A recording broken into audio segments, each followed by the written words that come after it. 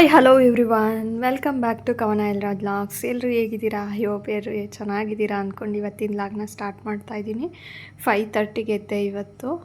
Fresh up ಆಗಿ ಕಿಚನಿಗೆ ಬಂದು first ನಾನು ಬಾಯ್ಲ್ ರೈಸ್ ಮಾಡೋದ್ರಿಂದ ಅದು ತುಂಬ ಹೊತ್ತು ಟೈಮ್ ತಗೊಳುತ್ತೆ ಬೇಯೋದಕ್ಕೆ.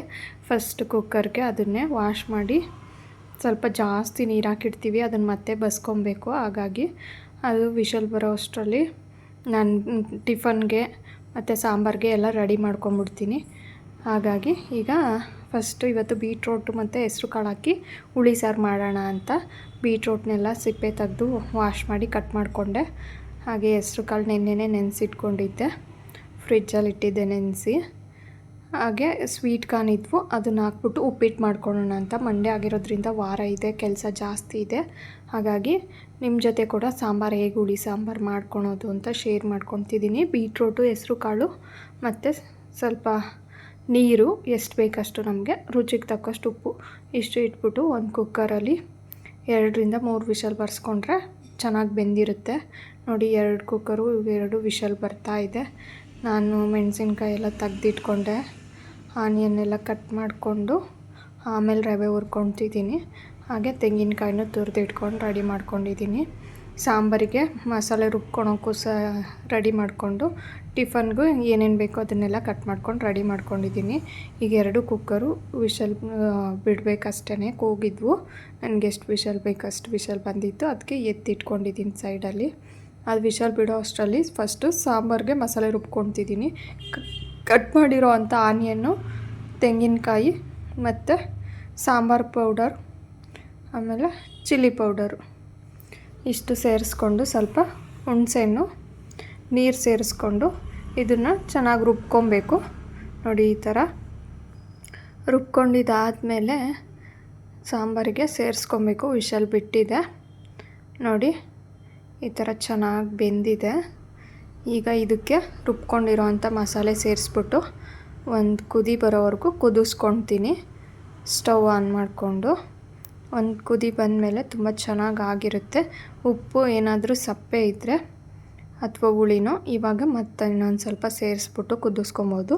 ಎಲ್ಲ ಕರೆಕ್ಟಾಗಿತ್ತು. ನಾನು ಒಂದು ಕುದಿ ಬರೋವರೆಗೂ ಸಾಂಬಾರು ಕುದಿಯೋ ಅಷ್ಟರಲ್ಲಿ ಉಪ್ಪಿಟ್ಟು ಒಗ್ಗರಣೆ ಹಾಕೋಣ ಅಂತ ಒಗ್ಗರಣೆಗೆ ಆಯಿಲ್ ಹಾಕಿದ್ದೀನಿ. ಬಾಣಲಿ ಇಟ್ಬಿಟ್ಟು ಎಣ್ಣೆ ಬಿಸಿ ಆದಮೇಲೆ ಕಡಲೆಬೇಳೆ, ಸಾಸಿವೆ, ಸ್ವಲ್ಪ ಜೀರಿಗೆ ಇಷ್ಟನ್ನು ಸೇರಿಸ್ಕೊಂಡು ಚೆನ್ನಾಗಿ ಫ್ರೈ ಆದಮೇಲೆ ಸ್ವಲ್ಪ ಕರ್ಬೇವಿನ ಸೊಪ್ಪು, ಹಸಿರು ಮೆಣಸಿನ್ಕಾಯಿ, ಆನಿಯನ್ನು ಎಲ್ಲ ಸೇರಿಸ್ಕೊತೀನಿ ಕಟ್ ಮಾಡಿ ಇಟ್ಕೊಂಡಿರೋ ಅಂಥದ್ದನ್ನ. ನಾನು ಈ ರೆಸಿಪಿನ ಯೂಟ್ಯೂಬಲ್ಲಿ ಮುಂಚೆನೇ ಶೇರ್ ಮಾಡಿದ್ದೆ, ತುಂಬ ದಿನ ಆಯಿತು ಶೇರ್ ಮಾಡಿ, ಹಾಗಾಗಿ ಮತ್ತೆ ಶೇರ್ ಮಾಡ್ಕೊತಿದ್ದೀನಿ. ತುಂಬ ಸಿಂಪಲಾಗಿ ಆಗುತ್ತೆ, ಏನಿಲ್ಲ. ಒಗ್ಗರಣೆಗೆ ಸ್ವೀಟ್ ಕಾರ್ನ್ ಹಾಕ್ಕೊಂಡ್ರೆ ಸ್ವೀಟ್ ಕಾರ್ನ್ ಏನು ಬೇಗ ತುಂಬ ಈಸಿಯಾಗಿ ಬೇಯುತ್ತಲ್ಲ, ಹಾಗಾಗಿ ಒಗ್ಗರಣೆಗೆ ಹಾಕ್ಕೊಂಡು ಸ್ವಲ್ಪ ಹೊತ್ತು ಬೇಯಿಸ್ಕೊಳ್ತೀನಿ. ಎಲ್ಲ ಒಂದು ಹಾಫ್ ಬಾಯ್ಲ್ ಆಗಿದೆ ಅನ್ನೋ ಟೈಮಲ್ಲಿ ನೀರು ಸೇರಿಸ್ಕೊಳ್ತೀನಿ. ನಾನಿಲ್ಲಿ ಯಾವುದೇ ಅಳತೆ ಪ್ರಕಾರ ಹೇಳ್ತಾ ಇಲ್ಲ, ಯಾಕಂದರೆ ನಮ್ಮ ಮನೆಗೆ ಎಷ್ಟು ಬೇಕೋ ಅಷ್ಟು ಒಂದು ಕನ್ನಡದಲ್ಲೇ ನನಗೆ ಗೊತ್ತಾಗ್ಬಿಡುತ್ತೆ, ಹಾಗೆ ಮಾಡ್ಕೊತೀನಿ. ನೋಡಿ, ಇವಾಗ ಸಾಂಬಾರು ಕೂಡ ಕುದಿ ಬಂತು. ನಾವು ರುಬ್ಕೊಂಡಿರೋ ಮಸಾಲೆ ಹಾಕಿದ ಮೇಲೆ ಈ ಥರ ಸಾಂಬಾರನ್ನ ಚೆನ್ನಾಗಿ ಕುದಿಸಿದ್ರೆ ತುಂಬ ಟೇಸ್ಟ್ ಚೆನ್ನಾಗಿ ಬರುತ್ತೆ. ಪ್ರತಿದಿನ ಮಾರ್ನಿಂಗ್ ಎದ್ದ ತಕ್ಷಣ ಏನು ಸಾಂಬಾರು ಮಾಡೋದಪ್ಪ, ಏನು ಟಿಫನ್ ಮಾಡೋದು ಅನ್ನೋಂಗೆ ಆಗ್ಬಿಡುತ್ತೆ.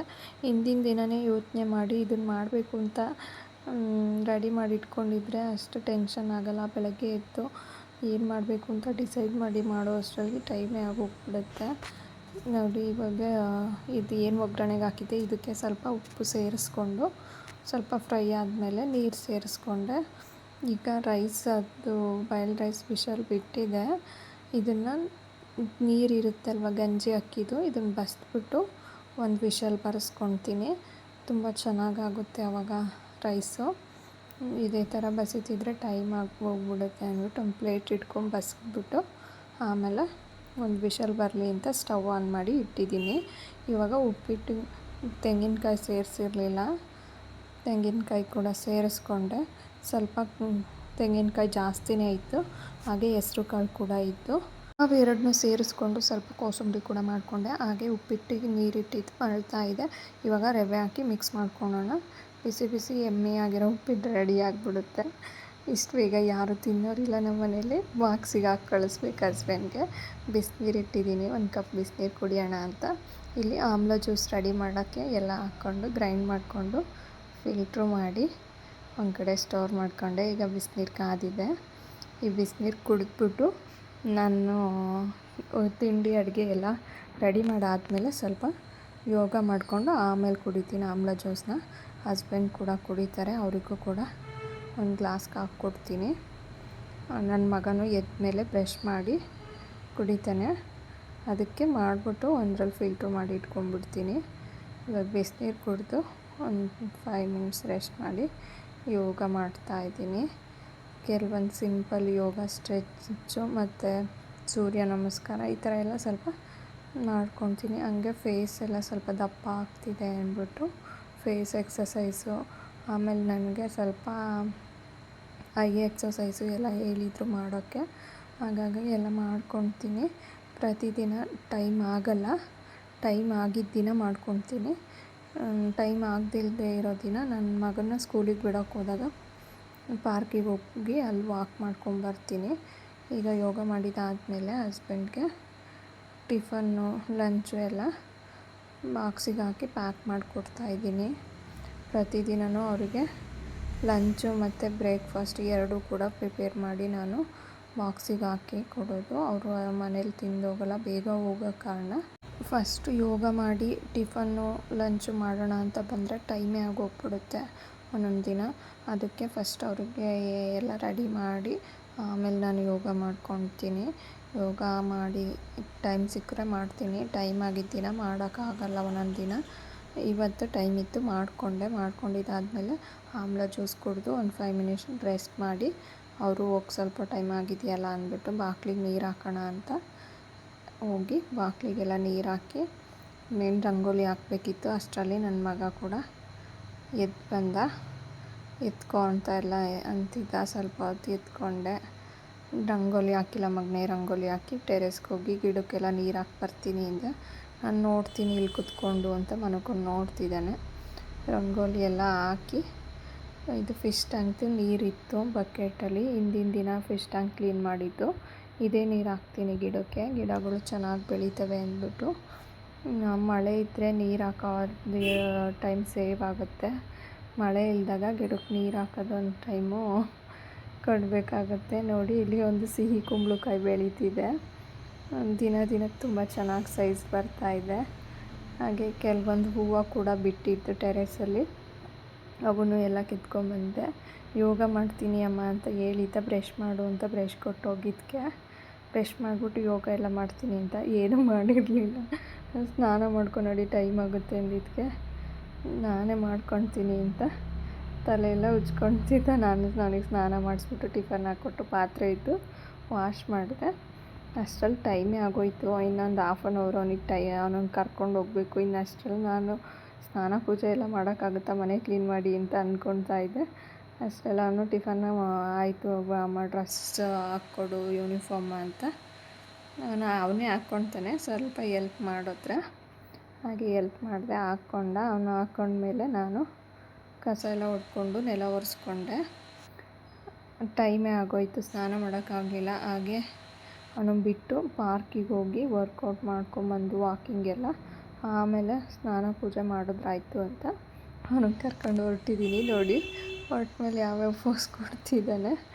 ಹಾಗೆ ದೇವ್ರ ಮನೆ ಎಲ್ಲ ಕ್ಲೀನ್ ಆಗಿದ್ದೆ. ಕಸನೆಲ್ಲ ಎಲ್ಲ ಮುಗಿಸ್ಕೊಂಡು ಪೂಜೆ ಮನೆ ಎಲ್ಲ ಕ್ಲೀನ್ ಮಾಡಿ ಪಾತ್ರೆ ಎಲ್ಲ ವಾಶ್ ಮಾಡಿ ಇಟ್ಕೊಂಡಿದ್ದೀನಿ. ಇವಾಗ ಅವನು ಬ್ಯಾಗೆಲ್ಲ ರೆಡಿ ಮಾಡ್ತಾಯಿದ್ದೀನಿ. ಅವನಿಗಿವತ್ತು ಟಿಫನ್ ಏನೂ ಹಾಕ್ಕೊಡ್ಲಿಲ್ಲ. ಮನೇಲೂ ಟಿಫನ್ ತಿಂದಿರ್ತಾನೆ, ಮತ್ತು ಹೋಗಿ ಅದನ್ನೇ ಬೇಡ ಅಂದ್ಬಿಟ್ಟು ಹೆಸ್ರು ಕಾಳಿದ್ದು ಮೊಳಕೆ ಬಂದಿರೋವಂಥದ್ದು ಹೆಸ್ರು ಕಾಳು ಮತ್ತು ಒಂದು ಬನಾನ ಡ್ರೈ ಫ್ರೂಟ್ಸ್ ಹಾಕಿದ್ದೆ. ಆಮೇಲೆ ಕರ್ಕೊಂಡು ಹೊರಟೆ. ನಮ್ಮ ನೈಬರು ಮನೆಗೊಂದು ಪಾಪು ಬಂದಿತ್ತು. ಅಂದರೆ ನಮ್ಮ ಧನ್ವಿಕ್ ಏಜ್ ಇರೋವಂಥದ್ದು ಗರ್ಲು. ಚೆನ್ನಾಗಿ ಆಟ ಆಡ್ತಿದ್ದ 2 ದಿವಸದಿಂದ. ಅವಳು ನಿಮ್ಮ ಸ್ಕೂಲ್ ಯೂನಿಫಾರ್ಮ್ ಯಾವ ಥರ ಇದೆ ತೋರಿಸು ಅಂದಿದ್ದಕ್ಕೆ ರೆಡಿ ಆದನು, ಅಲ್ಲಿ ಹೋಗಿದ್ದ ತೋರ್ಸೋಕ್ಕೆ. ಹಾಗೆ ನಾನು ಪಾರ್ಕಿಗೆ ಹೋಗಿ ವಾಕಿಂಗ್ ಎಲ್ಲ ಮಾಡಿಕೊಂಡು ಸ್ವಲ್ಪ ಎಕ್ಸಸೈಸ್ ಮಾಡಿಕೊಂಡು ಮನೆಗೆ ಬರೋದು ಪ್ರತಿದಿನ ನನ್ನ ಫ್ರೆಂಡ್ ಒಬ್ಬರು ಇರ್ತಿದ್ರು ನನ್ನ ಜೊತೆ. ಇವತ್ತು ಅವ್ರ ಮಗಳನ್ನ ಅವ್ರ ಹಸ್ಬೆಂಡ್ ಜೊತೆ ಕಳಿಸಿದ್ಕೆ ನನ್ನ ಜೊತೆ ಬರಲಿಲ್ಲ. ನಾನು ಒಬ್ಬಳೇ ಹೋಗಿ ಮಾಡ್ಕೊಂಡು ಮನೆಗೆ ಬಂದೆ. ಪ್ರತಿದಿನ ಇಬ್ಬರು ಹೋಗ್ತಿದ್ವಿ. ಟೈಮ್ ಹೇಗೆ ಹೋಗುತ್ತೆ ಅನ್ನೋದೇ ಗೊತ್ತಾಗ್ತಿರಲಿಲ್ಲ. 1 ಅವರ್ ವಾಕು ಮತ್ತು ಜಿಮ್ ಪಾರ್ಕ್ ಆಗಿರೋದ್ರಿಂದ ಎಲ್ಲನೂ ವರ್ಕೌಟ್ ಮಾಡ್ಕೊಂಡು ಬರ್ತೀವಿ. ಇವಾಗ ಮನೆಗೆ ಬಂದರೆ ಕೆಲಸ ಕರೀತಾ ಇರ್ತವೆ. ಮನೆಗೆ ಬಂದಮೇಲೆ ಸ್ನಾನ ಮಾಡಿಕೊಂಡು ತಲೆಗೆ ಎಣ್ಣೆ ಹಚ್ಚಿದ್ದೆ. ಹಾಗಾಗಿ ಸ್ವಲ್ಪ ಟೈಮ್ ಆಯಿತು. ಸ್ನಾನ ಮಾಡ್ಕೊಂಡ್ಬಂದು ಸ್ವಲ್ಪ ಕೂದಲು ಒಣಗಲಿ ಅಂತ ವೆಯ್ಟ್ ಮಾಡ್ತಿದ್ದೆ. ಇನ್ನು ಟೈಮ್ ಆಗುತ್ತೆ ಪೂಜೆಗೆ ಅಂದ್ಬಿಟ್ಟು ಪೂಜೆವೆಲ್ಲ ಕ್ಲೀನ್ ಮಾಡಿಟ್ಟಿದ್ನಲ್ವಾ, ಇವಾಗೆಲ್ಲ ಜೋಡಿಸ್ಕೊಂಡು ರೆಡಿ ಮಾಡ್ಕೊತಾ ಇದ್ದೀನಿ ಪೂಜೆ ಮಾಡೋದಕ್ಕೆ. ಎಷ್ಟೇ ಬೇಗ ಎದ್ದು ಎಷ್ಟೇ ಕೆಲಸ ಮಾಡಿದ್ರು ಒಂದೊಂದು ದಿನ ಟೈಮೇ ಆಗೋಗುತ್ತೆ. ಅದು ಯಾವ ಥರ ಟೈಮ್ ಆಗುತ್ತೆ ಅನ್ನೋದೇ ಗೊತ್ತಾಗಲ್ಲ. ಒಂದು 5 ಮಿನಿಟ್ಸ್ ಕೂಡ ವೇಸ್ಟ್ ಮಾಡಿರಲ್ಲ, ಆದ್ರೂ ಟೈಮೇ ಆಗೋಗ್ಬಿಡುತ್ತೆ.